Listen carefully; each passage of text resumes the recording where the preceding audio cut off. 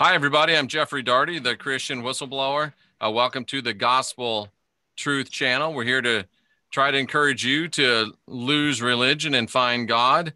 And tonight we have with us again Jennifer Baranske, Jennifer Collins. She has her own radio show, and she's popping up a lot on YouTube channels with Wayne and with others. And tonight we want to talk about the proliferation of UFOs.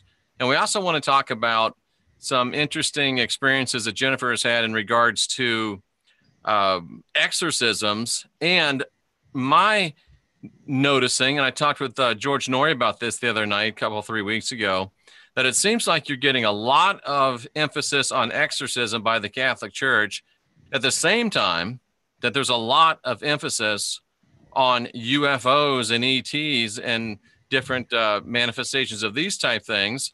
So maybe we can talk about any correlations, any overlaps, what's what, are UFOs ETs, are ETs UFOs, and why the heck is there so much of them in the Bible? Nice to have you with us, Jennifer. Tell us about your radio show. Thank you. It's Artist First Radio Network, and I have some pretty amazing guests on there. You're going to be on there on the 8th of January, so looking forward to that. Which is Elvis's birthday. Yes, I knew you'd like that. And I guess I should say it was Elvis's birthday. Huh? I guess we should say it was Elvis's birthday. True. And I also just started Crypto Truth Seekers YouTube, and I've noticed a lot of people are subscribing to Jennifer Baranske, and I didn't have any videos there. So if you have, go and do Crypto Truth Seekers if you have a hard time finding it. Check out, because Jeff is subscribed, and you'll be able to see it on his site. So let's take a quick look at that. We'll go to YouTube. Mm-hmm. And here we are at YouTube. So up here, we're going to put Crypto Truth Seekers and see what we come up with. This is how you can find Jennifer. There we go. Crypto Truth Seekers. Go there. You can see, I don't know if I'm subscribed. I don't want to unsubscribe. So I am subscribed. Right. So there you go. That's how you find Jennifer's channel, Crypto Truth Seekers. So go ahead and subscribe there, folks, and you'll be able to. And if you hit the bell in the upper right-hand corner, whenever Jennifer goes live, it will alert you that she's live, so you won't miss any of her presentations. Some of you are saying you just watched the Georgia Guidestones video that I did. I'm glad you got that. People talking about the Lookout Mountain video. And Jennifer, have you heard about any UFO activity at Lookout Mountain? I'm not aware of any. No, I haven't. I'm not as familiar with the East Coast. I mean, I grew up there for a while when I was younger, but so I'm not. I did hear there was, some hauntings there. So a lot of paranormal activity, and I was so geeked out at it because I've been wanting to go there for 40 years, literally. And I was up there. I was so happy to be there that I really wasn't as tuned in as I should have been. And I think I missed some things. I did another show today about it because it really is a long-standing place of blood sacrifice, war, a lot of killing, and a lot of death. And most of it centered around the God of Christianity. Several people say they found your YouTube and have subscribed. Yeah, I'm not going to be doing any live ones until I get enough subscribers. Okay. Well, there's a different strokes for different folks, right? Mm-hmm. Excellent. Excellent. So you had an interesting talk the other night with I don't know if it's a former Catholic priest or a current Catholic priest who's going to remain nameless, but tell us about that interesting conversation and what followed it. Okay. And before I do that, everybody, we need to be meditating because some of the information that I'm going to talk about is going to be pretty deep. And I just don't want to resonate with that type of energy, even when I'm discussing it. So we'll just keep it in that direction. But he was a former ex-Catholic, exorcism priest. Mm-hmm. And honestly, he still is, but he left the church and he started his own church. Gotcha. And I don't want to name any names because I knew him years ago and when I was in Christianity. And he had me on his radio show because he used to do a lot of EVPs and go to haunted cemeteries and places, had some really cool stuff. He was into demonology. But he is Catholic, right? Or was Catholic? Yeah, no, well, he still claims he's Catholic. He's old school Catholic and monk, both. Okay. You know, so he has a lot of knowledge in that arena. But when I was talking to him, Jeff, it seemed to be a good conversation for 2 hours. Towards the end, I give him about a 20-minute earful of what I thought about the Old Testament God. And he listened the whole time, and he was very polite. And I said, you know, you can stone me if you want to, but this is my belief. And he was polite and cordial. And I didn't think anything of it. And he's supposed to be a guest on my show, and I'm kind of, you know, rethinking what I'm going to do there. So let me make sure I understand. You talked to him for 2 hours, right? Yes, 2 hours. Wow. Okay. So you had a long conversation. There was nothing overtly weird about it. You weren't uncomfortable. He was a gentleman, and you just had an interesting 2-hour conversation. Right. He even helps the homeless and the widows and all this. He does a lot of work that way and gives out a lot of money. So I didn't feel anything there. But here's what I want to tell everybody. What surrounds religion and what surrounds the Catholic Church, even with well-meaning people, is super demonic. But it was not on my mind. It was the furthest thing from my mind, because he also believes in, you know, gays and lesbians, and he's very liberal with a lot of things. So I didn't think about it. Well, I have a dog named Toby, and this dog is like a really good friend. My ex-wife has a dog named Toby. I call him Toby One Kenobi. Oh, nice. Or if it's a weird day, I'll kind of say, this ain't Kansas anymore, Toby. Does Toby ever like see spirits or anything? Yeah, he can notice things, but he's very protective of this home. He's a rat terrier, small dog, but he's very, you know, very protective, very friendly, you know, towards me and family. But the next night, I'm doing some work on my computer, and he sleeps sometimes under the blanket next to me on the couch. Aww. And he started shaking. And then when his head popped out, folks, I'm not kidding you, I don't care if anybody believes me or not.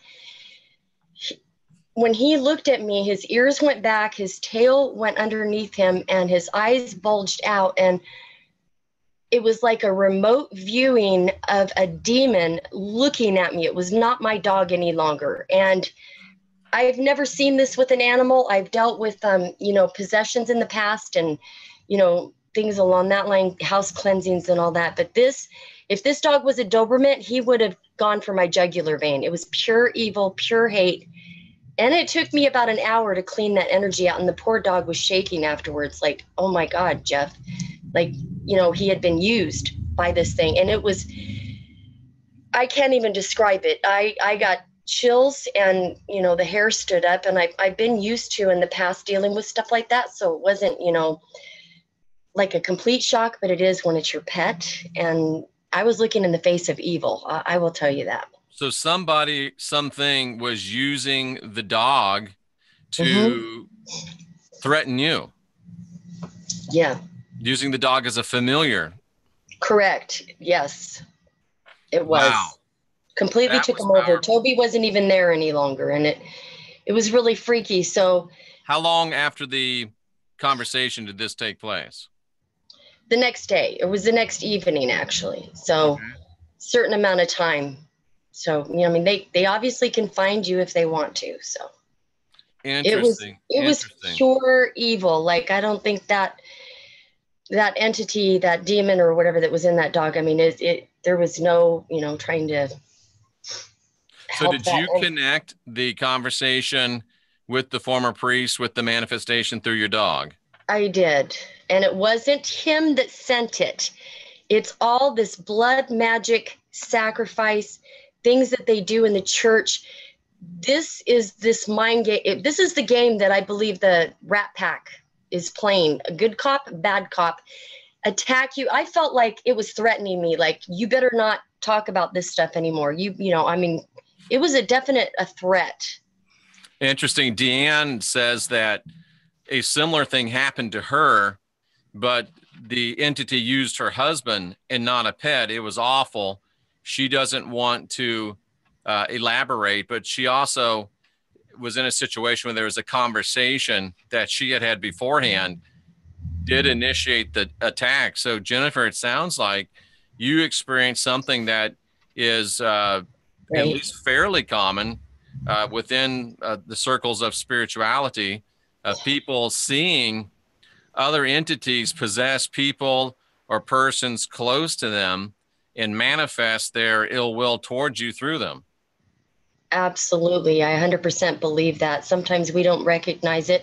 Sometimes it is an influence around somebody and it's kind of in a vortex around two people fighting or whatever. And sometimes it is kind of a possession that happens. And you'll know the difference. You can see it in the eyes.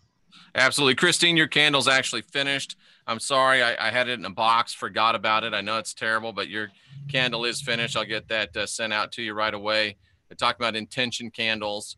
I did one for Christine. I've got a few that I'm doing also for Tiffany. So those are on my website. You can burn those candles.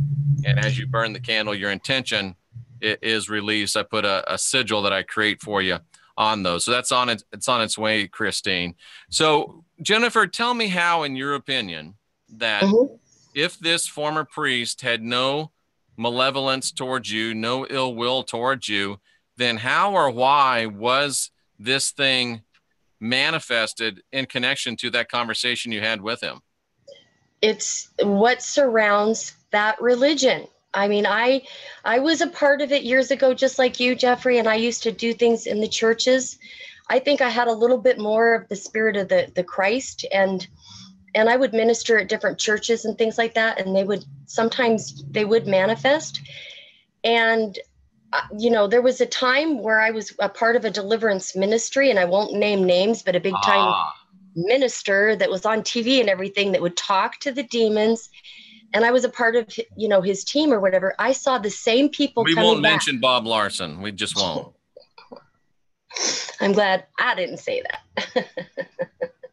But he had a international radio show, and oh, he's crazy. He's crazy. And I was helping with the team, and I hadn't met him yet, but I started to notice people coming back and was asking them. Some of them had been coming back for 15 years.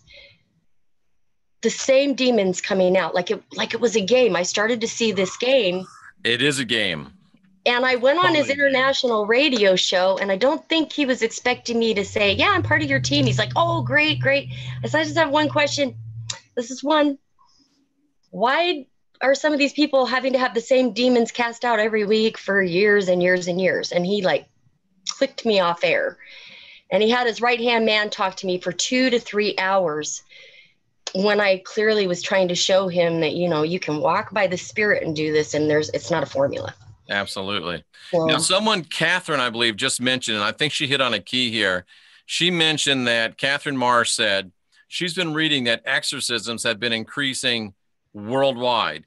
George Norrie called my attention to this. I read it on, you know, even on Drudge Report, you see a lot of it. The exorcism, especially within the Catholic Church, is exploding. Jennifer, what do you think about the exorcism? We'll call it a ministry, for lack of a better word. The exorcism ministry exploding simultaneously with sightings of UFOs. Do you draw any correlations? I think they've always been around. I think that there's a whole compilation of things that are going on right now. We've got North Korea. We've got all sorts of things in the past. I mean, if some of them are nefarious and some of them are not. So there's some good and there's some that's not. If they were all bad, we would have been gone a long time ago. I mean, the evil that I saw in that dog, the evil, you know, demons, whatever you want to call them, that I've seen over the years, man, they would just be like, I'm going to kill everybody and wipe them out. So I don't believe that they're all bad, but they have stopped, like I said in the past, nuclear attacks before, nuclear wars. And it's almost like they're in a little bit of a battle too. If you look at some of NASA's You're talking about UFOs right now. Yeah. If you look at some of NASA's footage, you'll see, it looks like Star Wars. You'll see little lasers going from one to another, like they're shooting at each other. Can we say it looks like Star Trek? Because I like Star Trek. Okay, we'll say Star Trek. Let me show you something, Jennifer. I think this blows the lid off what we're talking about. Let me just share this with everybody. And I want to get your take on this. This is the Christ, and he's talking about this thing that we're talking about. And I think he gives us a key to what's going on. And I think I'm going to blow the lid off this racket and it'll make very much sense to everybody, or it won't, but we can at least talk about it. Here's the Christ, and he's talking about unclean spirits, what we would call demons, devils, whatever you want to call them. I call them unbalanced entities, but whatever. So the Christ says, listen, when an unclean spirit is gone out of a man, and the context here, Jennifer, and all of our great audience, is that when we cast a demon out of a person, whether it's Bob Larson or whether it's you or I working with unbalanced entities, when a spirit goes out of a person, that spirit walks through what the Christ calls dry places, seeking rest, finding none. He's out of a place where he used to be. The spirit is out of a person. He's in a place that's not hospitable to him. And then what he says, the spirit says, I'm going to go back to the house from whence I came out. I'm going back to the person that I was cast out of. And then when he comes back to that person, he finds it empty, swept, and garnished. He finds it all fixed up for him. And then he goes back, but not only he himself, Jennifer, but he takes with himself 7 other spirits more wicked, and they enter in and they dwell there. And the last state of that man or woman from whom the spirit was initially cast out is worse than the first. And this word 7 here in the Greek, it might mean 7, but it also could mean 70, or it could mean 70 times 7, which is a euphemism for an exponential number, for legion or something. A legion, an innumerable number. So here's what's happening. When the Catholic Church casts a spirit out of a person, okay, that spirit goes and finds 7 more worse than himself and goes back to that same spirit, or to that same person. So that same person ends up worse. So here's what's going on, in my opinion. The Catholic Church is using demons and being possessed by demons as their last great act of defiance. It's their last great opportunity to try to scare people back into their church, because people are leaving in droves, not only the Catholics, but also the Protestants. So that's why we're seeing this explosion of demons. Be very, very afraid. I know you've left the church, but there's a lot of demons on the loose, and only the church can protect you from those demons. So you better come back. What's in it? So when the Catholic Church casts out a demon, they've got to deal with demons, Jennifer. They're saying to the demon, look, you manifest in a person, I'll cast you out. That makes me look good. But you, as a spirit, as a demon, you get to go and find 7 worse demons, go back to that person, cause them even more grief. And guess what? Then they'll call us back and we'll get to cast you out. You'll get to go find more. Then you'll come back. We'll get to cast you out. You'll get to go find more. Then you'll come back. So they've got a situation working, which guarantees that both of them are their places are perpetuated. We're always going to need priests to cast out spirits. Spirits are always going to get a chance to go into people. And the only one that loses in this game, Jennifer, are the poor people that are getting recycled by demon after demon after demon. Okay. Or do you want me to make a comment, or? What do you think about that? I'm telling you, that's the racket. That's what's going on. Yes. 100% absolutely. And there's even more to that though too. Because I was involved for 15 years, and all the ones that I had to deal with, I would check on years later and they were still free, totally free. But here's the thing. Fear is what opens up the door. When you fear hell and you want to, you basically go, I don't want to burn in hell. So I'm going to have to believe in this, whether you do or you don't, because of the fear that's in there. Have you ever seen that movie, The Exorcism, or ask your listeners, Exorcism of Emily Rose, based on a true story? Okay. I sat through that movie and I was laughing, and my son was like, that ain't funny, Mom. And people were all scared, or whatever. And I'm sitting there, and at the end, I was saying to some of my friends, I said, the reason why that girl died and he was not able to cast it out using the name of Jesus, which we're told is the name that has power, correct? I mean, you remember that from That's what we're church. told. That's what we were told. Well, he was using the name of Jesus, Michael, the archangel, everything. for periods of months and months and months, she still died. So if you could just randomly use that name, well, he did not believe it. He was looking at his book like if you were a surgeon going to go in for your first time doing take out an appendix, and you're going, well, that person's going to die because you're sitting here. It wasn't in his heart and his intent. He did not believe that he had power over that. Right. And since I've been out of ministry, I've been able to, I take authority. I mean, I have power over that realm. I'm not saying you will feel fear because it is pure evil. You'll feel it, but you still have to take your authority and deal with that entity. But I mean, I agree with you, Jeff. I totally do. They're playing a game, the game of fear. Send a demon, scare you, run back to church. And I'm telling you, when I saw that thing, I was not at all tempted to use the name of Jesus. That's what they're trying to do. They're trying to scare you back into church. And Rocker Chick asked a great question. She said, do you have to give your permission, or do you have to consent to the demons coming into you? Yes and no. Yes, you do. But, and here's where we're going to get into a little bit of a controversial subject. And Jennifer touched on this. You don't have to say, yes, demon, you can come into me.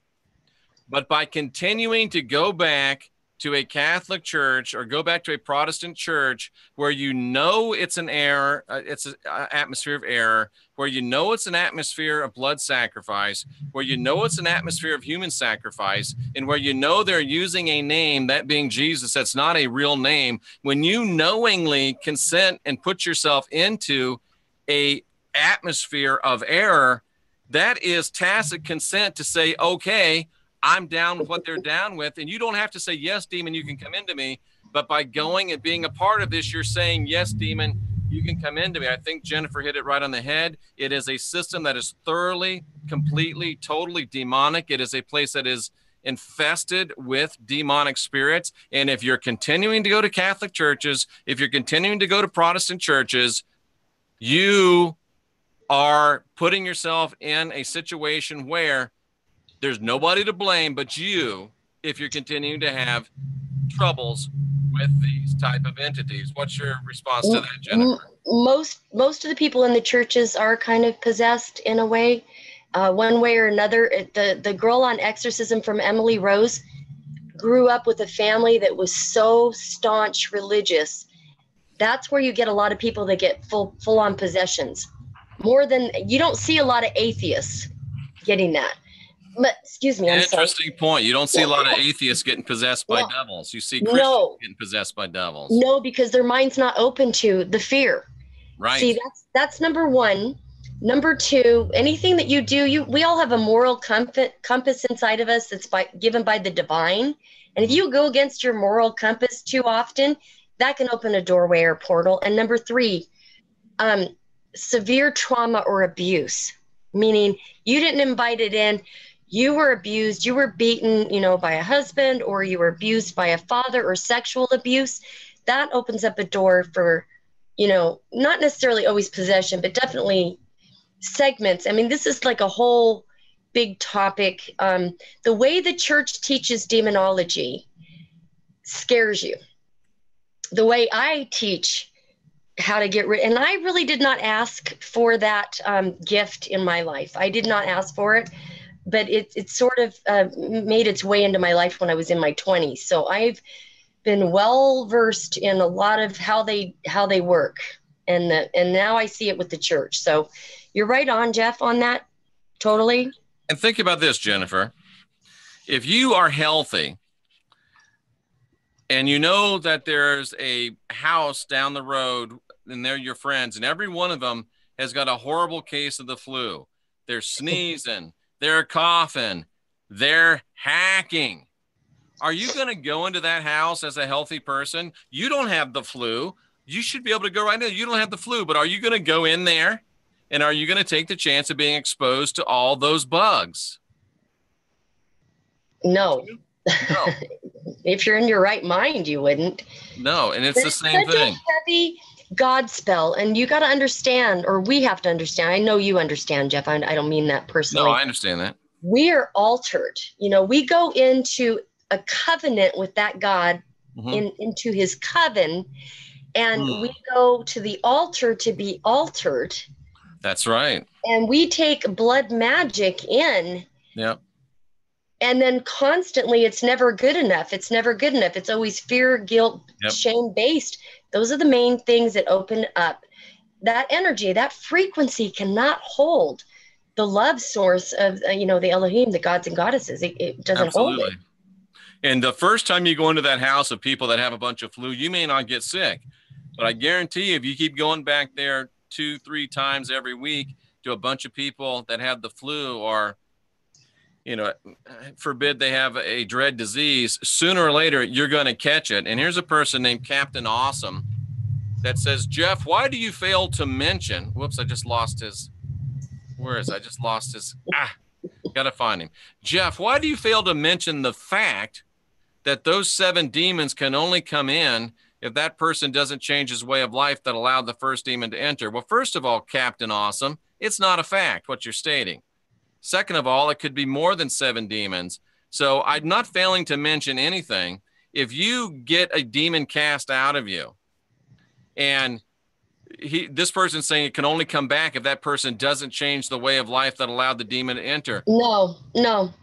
I disagree with that. No, and I'm going to tell you why. Because there's atheists that aren't doing real bad, or you know, in their life, you know, they're not doing evil, but they definitely do things that maybe the church would call sin. So here's the deal. Everything that the church calls sin, they say a demon is attached to it.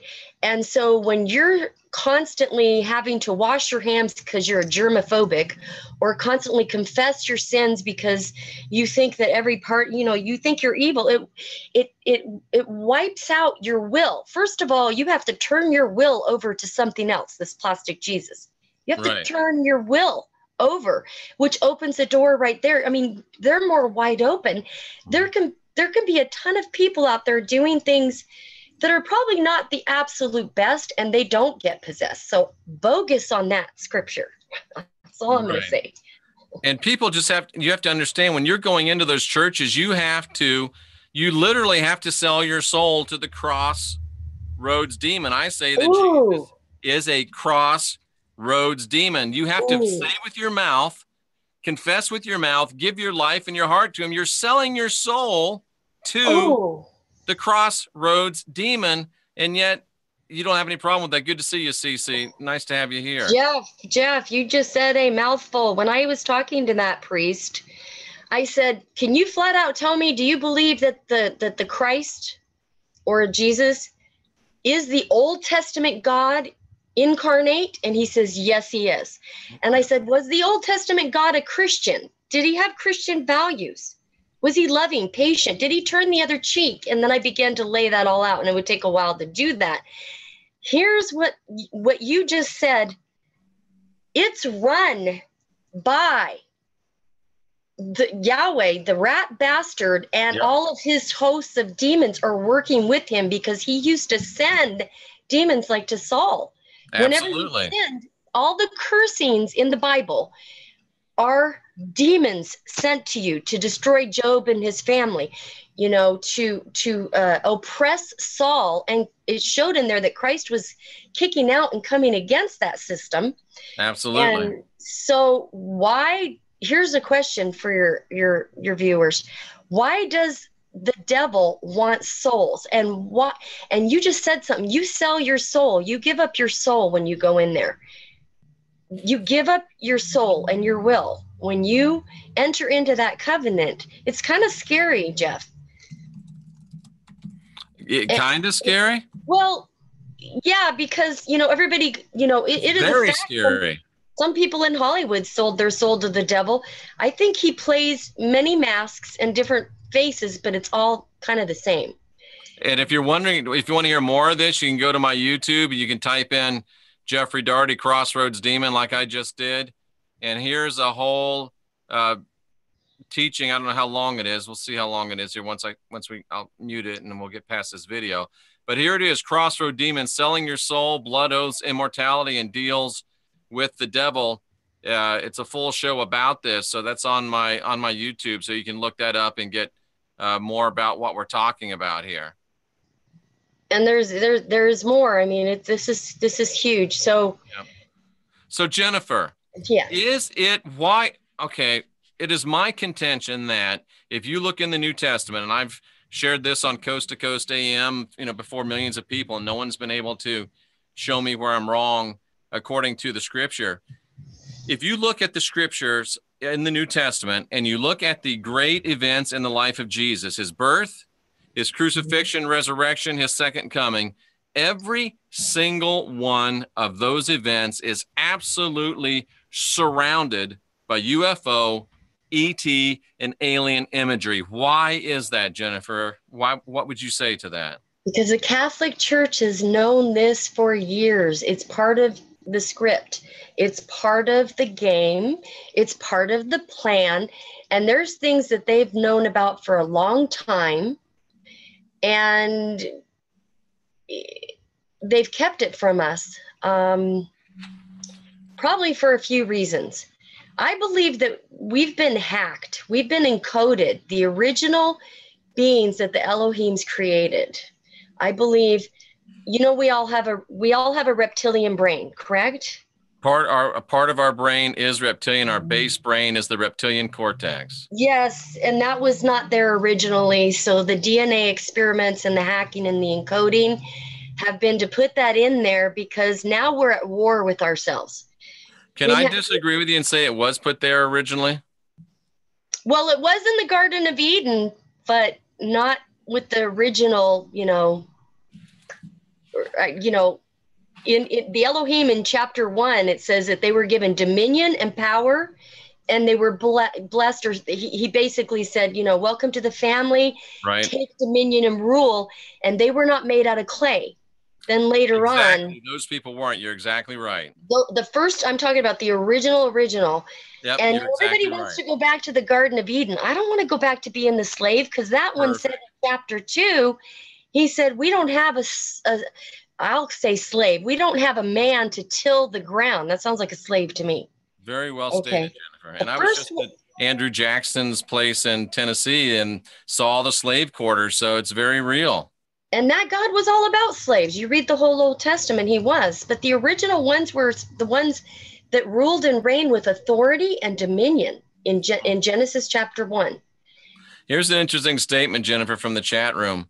Sure. Rebecca Rich says that all archonic entities were defeated and banished to the void December 25th, 2017. I missed that memo. What?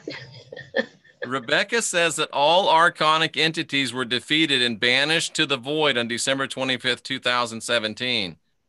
I missed that memo. I don't think that's true, Rebecca. Well, then she should have been here when my dog had one looking at me out of its eyes. No, they're still around. I mean, you've got people doing heinous things here, and it's a manipulation matrix system. Here's what I will agree with her. Let me just change it up for her just a little bit. The veil is thinning and their system is failing. I will say that. They have not been banned. No way. You can look around. But it is failing. It's falling. It's coming down. But they knew what they were doing when they put the reptilian brain in us, because they caused division within our own minds. And if you notice, we have right brain, left brain.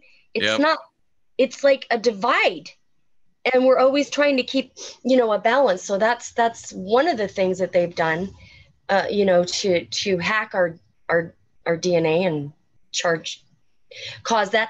And the other thing that I'm talking about, everybody that I'm talking to, I don't care whether they're even that priest, people in the paranormal community, in the UFO community, there is such division in the church, religion, politics, there is no community where there is not division. And then division in families and division with ourselves. So I contend that Babylon 6 has actually happened, where the first time they scrambled our language so that we couldn't communicate. This time I can speak English to somebody and they don't understand. And there's such a division because they've scrambled the communication sector. Absolutely. The draconian system. But it's, I Absolutely. mean, it's coming down. That's why we all have to get on board, Jeff. And you know what you're doing, and I'm doing, and Wayne. We all need to hear this. Let me make a statement that I want to make sure everybody hears. I'm not saying that all UFOs or aliens are demons, but I'm saying that some of them are.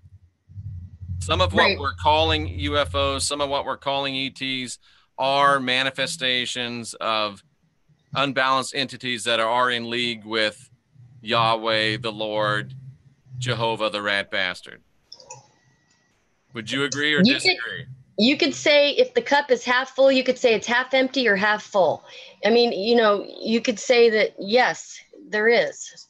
And, you know, we can focus on whichever ones that, you know, we want to. But we need to be wise, you know, like there is a scripture says, wise as serpents, but harmless as doves. And So, there's a big reason why the Christ said that, because he wants us to use, well, anyway, we won't get into that. That's another show. But I do believe that some of the things that we're seeing in the UFO and this, so I don't think that, I cannot believe that disclosure, quote unquote, is going to be a wonderful, perfect thing necessarily, because disclosure might be part of the deception that's all tied up with religion and governments and the whole powers that be. So just because disclosure comes, I don't believe, as people of this paranormal alternative information realm, that if disclosure comes, we should just eat it all up without being discerning about what disclosure contains. absolutely. And the reason for that is the Vatican and the powers that be and the royal bloodlines and all this stuff, they've been working with the reptilians. So if they want to bring a disclosure, it's going to be for control, because here's the thing. Absolutely. The gods and goddesses, they don't need worship. They don't need control. They don't feed off of our energy, because they are energy. If a god has to feed off of your energy and your life force, then it's not a god. And that's what the Old Testament God was doing, feeding off of people. Are all reptilians bad, Jennifer? You know, there's the theory that they're not, because they came from the Elohim, is what I was told. And so there are a few that are not, and they're afraid to say or do anything because, you know, everybody is labeling everything as, you know, all bad or all evil. I agree. So, I believe there are benevolent reptilians. yes. I'll go a step further. I believe that there will be reptilians that will fight on our side if it comes to that. Yes. Yeah, because, you know, I mean, he created, you know, the Elohim created lots of different creatures, lots of different things, very mystical, magical creatures and things. I'll go in sometime on my videos on my YouTube channel of things I've experienced and seen. And I don't care whether anybody believes me or not. I know what I've seen. So no, they're not all bad, but I'd kind of like to have one on my side. Could you imagine having a big, bad, rough reptilian having your back? He'd make a pretty good wingman, and he might even have wings. So what would be better than a wingman with wings? Right? Only Jeff.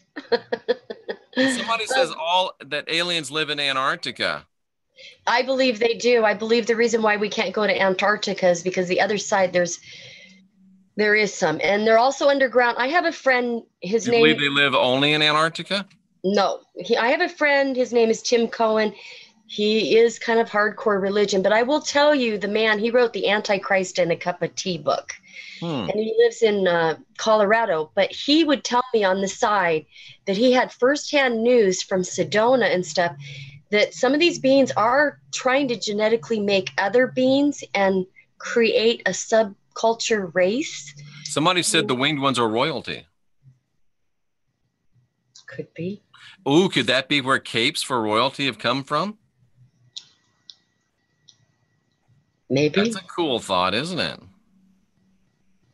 You got some smart people in the chat room. They ask some good questions. And then we have people like Praise the Most High that says aliens are coming to send you to hell. We're already in hell right now with their system. There is a hell. So anyway, the religious, the political, the whole system matrix down here is a form of hell. I agree. And Jen Fisher has speaking of benevolent reptilians, and I don't think I'm speaking out of school because she said this publicly several times.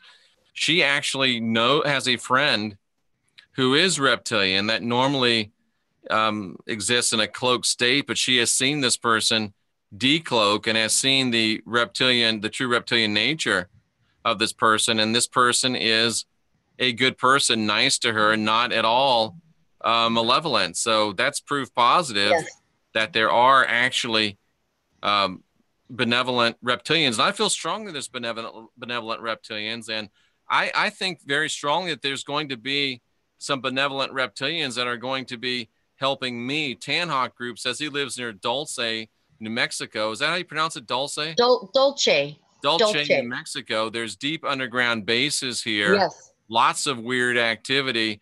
Tanhawk, is that benevolent or malevolent activity in your opinion? Let's see what his answer is. Probably both, huh, Jen? The ones with the government, they want to use us, and the government wants to use them. So it's for selfish purposes. Yep. And, like I said, any group says not good, Jen. Yeah, the ones there, the ones there are not, because they're there for their purpose. And the purpose is the Draco reptilian system. This particular system is all about control. And so they're working with the New World Order. They're working with some of the deep state and these type of beings, the Illuminati bloodline. They're working with them to bring about control, because they're psychopaths. They have no empathy, they're hardcore. Somebody says Dolce and Gabbana. I think that's a little joke, but that's funny. And here's my thing. I don't disagree with Wayne on many things. Wayne, I think we have a disagreement on this. I'll have to ask him Sunday. He thinks that those aliens that talked with Eisenhower have some good purposes towards us. I agree with you. If they're working with the government, they're up to no good. Yeah, there might have been some originally, if you all saw that King Kong movie, the woman on there, how she was really, the old King Kong movie, and the woman on there, Fay Ray and all that. Right. She was King Kong's friend, but then when they took him into captivity, look what they did. So I believe that could be, Jennifer. Are they showing us through King Kong maybe a little insight into reptilians, even though he was a monkey, not a reptile? But well, my point being is, if they did try to contact the good ones or whatever, and they saw what was going on, you're not gonna want to present yourself. If you're gonna be put under a test tube, if you're gonna be analyzed, if you're gonna, and the Draco system is the one that gave us the nuclear technology and things that will destroy us. They helped with that. Now, Deanne says that she doesn't think all Dracos are mean and feel no love. She thinks they can evolve spiritually too. I don't believe that. I might have to agree with Deanne, because that's fine. It's possible, Jennifer, that one of them, because I believe that the Bible says, and that's more than the Bible says it. John, the apostle, said that every single being that comes into our system, and he used the word system, every single being that comes into our system receives an infusion of the knowledge of the Christ, the love message, the peace message, the power message that the Christ came. And I've got to believe, Jennifer, that if every single being that comes into this system receives that message, they have to. It's part of coming into the system. I've got to believe that maybe, possibly, some of them, one of them, two of them, 10 of them are going to receive that message and say, you know what, this makes a lot of sense. I think it's a higher way of life. There are a percentage of them that, what, if you want to call it redeemed, that could be redeemed. There's a percentage of them, but there are some that are, they are so corrupt. They're so psychopathic. I mean, they're soulless, whatever you want to call them, and there's no way, that they can be, redeemed. There's just no way. And it's all right for us to disagree. I'm a little more optimistic. I think that some of the Draconians could choose to be redeemed. You may not agree with it, but that's okay. I mean, it is possible, but there's also a point of no return that some of them go to, and whatever level that is, they become pure, like, okay, so there's people that have auras around them, and if your aura gets like gray or muddy, it can go back. But a lot of the, witches or metaphysical community, if they ever see a black aura around somebody, they said, no, that person, there's no reverse. It's just irreversible, and they're not even. Yeah. Tanhawk Group asked the question, redeemed from what, Jennifer? Evil, dark energy, maliciousness. I mean, yeah. Every culture, every supposed God system, every tablet, emerald tablets, everything, all have similar stories. They do. They do. They have similar stories. So, I've never seen a black aura, but if someone came to me with a black aura that said they wanted help, I would help them. I wouldn't. They wouldn't even ask, Jeff. Yeah. I've met one psychopath that was so bad that everybody that I showed his picture to in that community, the aura was black, and they said, "Get the F away from this person." I would think that if I met a true psychopath, that they may not have an aura at all. No, they do, but it's black. It's like an empty hole. Okay, they can pretend. They can pretend. Well, I'll just have to wait till I see one. Yeah, no, it's a very small amount. Everybody, we don't even need to think about it that much because it's such a small amount that can't, be helped. But you got to want it. You got to have a heart. If you got a heart, unless it's completely black or you have no soul, I don't know. Yeah, I like to believe that we can offer help to anyone that wants it. I think that's the key. They'd have to want it. And if you got a black aura and you want help, I'll still take a shot at you in a positive absolutely. Way. But if they're asking for help, I don't think they have a black aura. They might have gray, dark gray. Who knows? Somebody says, look at Hillary Clinton. Yeah. That would be something. That woman, I met her once, and it was like looking in the face of evil. It really was. Yeah, when you meet evil, or when it looks at you and you look at it, you can feel they're an endless black hole. Like, you feel like they can't be redeemed, Jeff. You would have to experience that feeling, and it's a very, very small percentage. I would say, give everybody the benefit of the doubt. Yeah. IOX says Dracos are the ones that taste like chicken. ? No, Dracos are the ones that think we taste like chicken. That would be my take on it. So do you believe that some of what we're seeing as demons, or some of what we're seeing as UFOs, ET activity, could possibly be demons? Fallen angel, or if you want to call them angels, fallen beings. Yes. Fallen beings. I don't know. Demons are more like angels have a different celestial body. Right. Like, they can glow, but they're solid. And I've met, and they can touch. And demons seem to be, they can touch you, but you couldn't grab them. You're just going to go right through the ether in them. But they can move and manipulate energy. I'll put it that way. Do you think so? The demons? Or are you talking, they can move and manipulate energy. Can they? Are you sure? Or are they pulling you into an covers over somebody's head and hold their feet down, if they can throw them across the wall.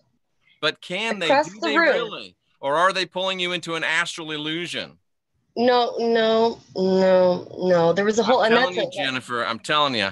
I am almost convinced. Like, even when that witch doctor was floating, and I cast out the devil and he fell down, I'm convinced that the energetic requirements to come from their realm to ours are so huge that very, very, very, very rarely do they ever actually manipulate anything in our realm. They're pulling us into an astral hologram. We think it's happening, but it's not. And Rebecca again says, what I know is true. And I get a little bit worried whenever I hear someone say what I know is true. But anyway, She says 144,000 light workers were activated on December 25th, and she is in position as the herald of the new earth. Well, you're a daisy if you do. 144. And why December 25th? That sounds a little bit, I might have to question the reality of that. But anyway, just something for you to ponder, Jennifer. If there really are reaching into our realm, I don't think they are. You may be right, but it depends on the level of them, not the.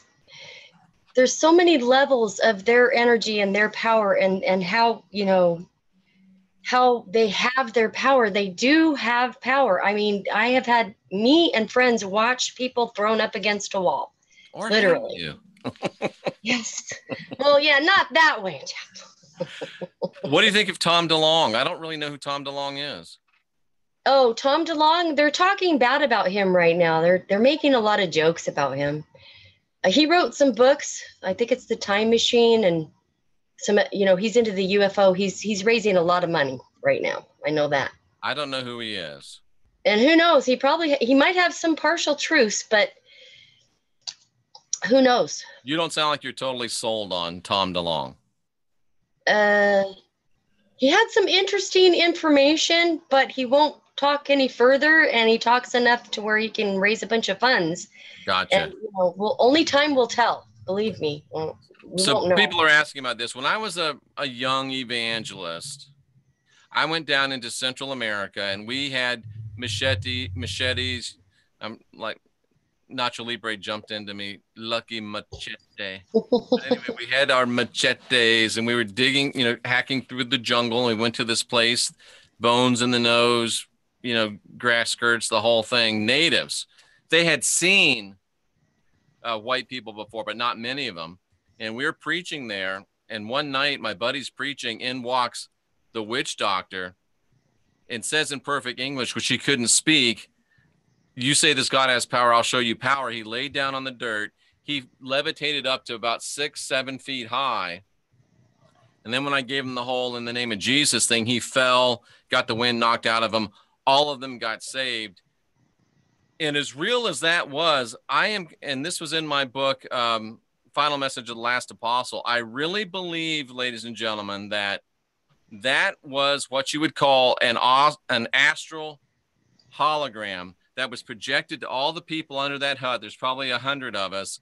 And the witch doctor really didn't float. The witch doctor really didn't fall. It was a hologram projected that we all saw and felt and believed as real, because the energetic requirements for these things to come into our system are too great. And plus, they don't want to expose themselves to the message of he probably worked on his own power to do that. But I will tell you, this one kid was completely possessed, Jeff. It was literally almost Hollywood style, and he would not want himself thrown against the and clothes flying everywhere in the room. I'm telling you, Jennifer, it's the worst I've seen. It was a hologram. It was a hologram. It didn't happen. Okay. All right, Jeff. We're just going to politely agree to disagree. And we can't. See, that's nice. You can agree to disagree without calling people stupid and ugly and all this stuff. Yeah. So it is but if something hits you when it flies across the room, it ain't no longer a holograph if it knocks you around. I give you 100% right to be wrong. And I give you 100% to be right half the time. I appreciate that. Somebody's talking. So ghosts can pick you up again, David. I don't think they can. Very rarely. I think they can make you think they're picking you up. But anyway, we won't. There's a mix on that too, Jeff. We won't belabor that point. Some do. Some don't. Some take you out of your astral body and pick you up. Okay. They can manipulate your astral body, I would say. Yeah. Right. Well, yeah, there's. Oh, Dean Winchester said something really good back here in the back, and I was going to say it, but I forgot to say it. Shoot. What? Did you find it? It's way too far back. Now things are just flying past us tonight. So yeah, sorry if I'm missing your comment. There's just a lot of them flying through tonight. Means people are interested. Absolutely. Absolutely. So very, very interesting. I think what would you say are 3 takeaways you want people to take from this discussion, Jennifer? You know, get in touch with your divinity, because we are the ones that do have power. We can manipulate matter and change situations and circumstances.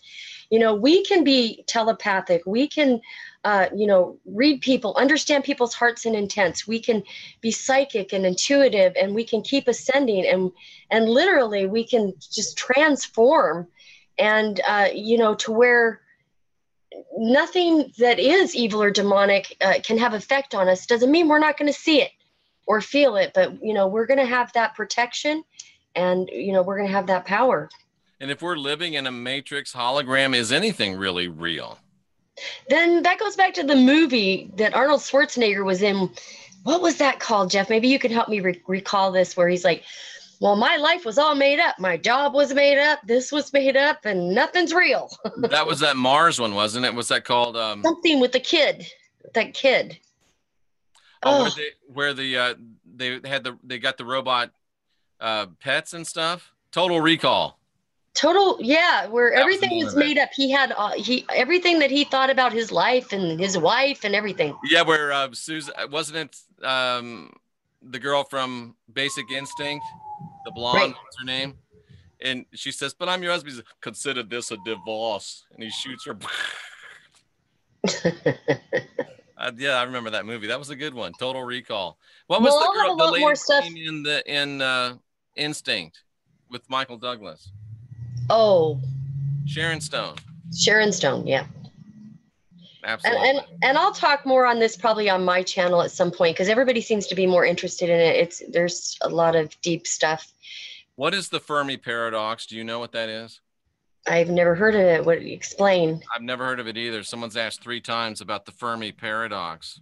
Fermi paradox. So the Fermi paradox is the apparent contradiction between the lack of evidence and high probability estimates for the existence of extraterrestrial civilizations.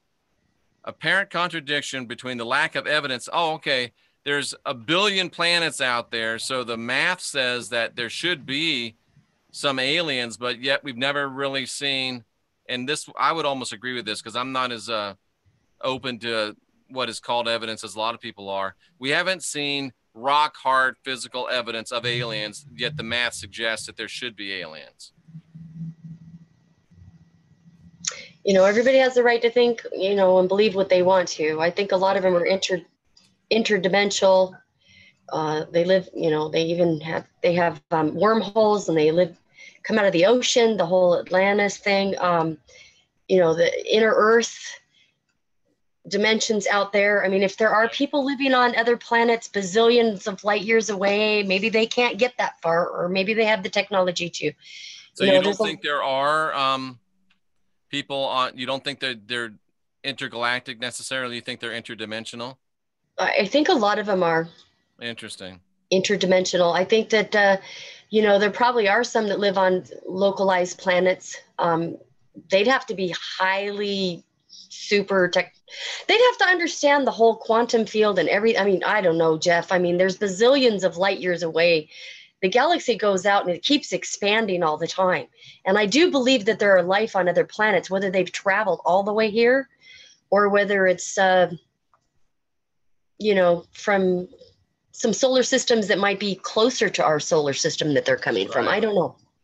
Tiffany's asking, why am I wearing a turtleneck sweater? Well, it's Florida and it's like 50 degrees here, so we think that's cold. Plus, I spent the last week in Nashville where it was super cold, and I'm still trying to get warm. So that's why I'm wearing I'll unzip the turtleneck if that makes you feel better. But it just feels comfortable. I like it. Interesting. Yeah, I think it's very interesting. I think the biggest problem we have is deciding that we know it all and not listening to anybody else's ideas about UFOs, ETs, aliens. We don't know it all, and I think it behooves us to be able to consider many different options. And you sound like you got a predator at your house, Jennifer. Huh? It sounds like the predator is hanging out at your house. Did you just hear a motorcycle go by? It's just like this little growling noise in your background. It's funny. Uh-oh, might be a demon. No, it's not a demon. You don't have anything bad there like that. No, I don't know. It might be the sound. And that might have been a motorcycle that just went by too. Interesting. But you know, I had an interesting experience, Jennifer, and we'll close with this, but I just went and stayed with my buddy for a week. He's got a beautiful house, you know, very nice stuff. And then I came home here and realized what a humble life that I am living. And for a second, it made me think, I don't know if I like it, but then I had to realize that it's of my own making, and I did it because it enables me to go and do the things that I want to do. So it was a little bit of a loop for me for a brief second. Well, you know, what makes a person happy is wherever you're at, and you know, we all create our own world around us. And maybe your world and your destiny is to live a little bit more modest and simple so that you can, you know, do a lot more. Yeah. Because otherwise we're a slave to our things. And some people don't mind that because that's, you know, their home, their castle, whatever. And so they want a castle, you know, and some people are, you know, maybe a little more adventurous and have other plans. Absolutely. And I mean, I've intentionally done this, and it gets me, with the help of these great people that listen, the ability to go where I want to go, do what I want to do when I want to do it. If I had a regular job, I couldn't have just been to Coral Castle, Georgia Guidestones, Lookout Mountain, the Parthenon, and you couldn't have seen that stuff. So you know what? I'm okay with it. I'm okay with it. It's cool.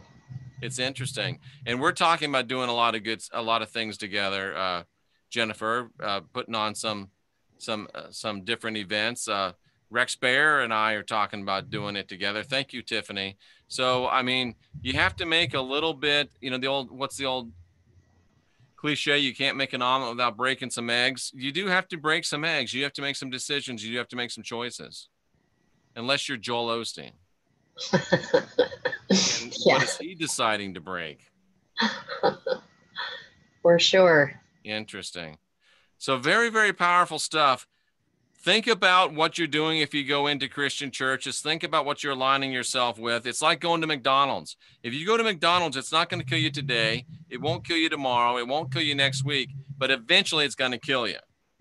So you might want to stop going to McDonald's. You might want to stop going to, you might want to start going to. If for nothing else, Jeff, if for nothing else, they're going to start second guessing themselves if they keep going. They're going to second guess themselves. That's the first thing. They're going to have doubt. They're going to have doubt about themselves, and then they're going to feel guilt, and they're going to feel shame, and they're going to feel fear, and then the devil's got you right there. Do yourself a favor. Get out of it. Stay out of it. I mean, you know it's bad. You know it's wrong. Get out of there. Get out of there. Aurora Rain has never eaten McDonald's in her life. You know, there are some people, Jeff, that want to cover all their bases. So they're a Buddhist, a Hindu, a Muslim, a Christian. You know, they're all the religions all in one, just to make sure, in case they're wrong, that they're gonna have the right whatever that ends up being like right. Fear, Jennifer. And that's fear too. Yep. So what's coming up? What's coming up with you, Jennifer? What's coming up on your channel? What's coming up on your radio show? Well, I just did a show with James Gilliland from SETI Ranch, and that's the UFO person. And then we did a pre-recorded show that happened to be live for that day. It's going to be archived for the 1st, and you're the 8th. I've talked to Scotty Roberts, and he said he was going to come on the 15th, but I sent him another message. I'm hoping he'll reply back. I need his bio.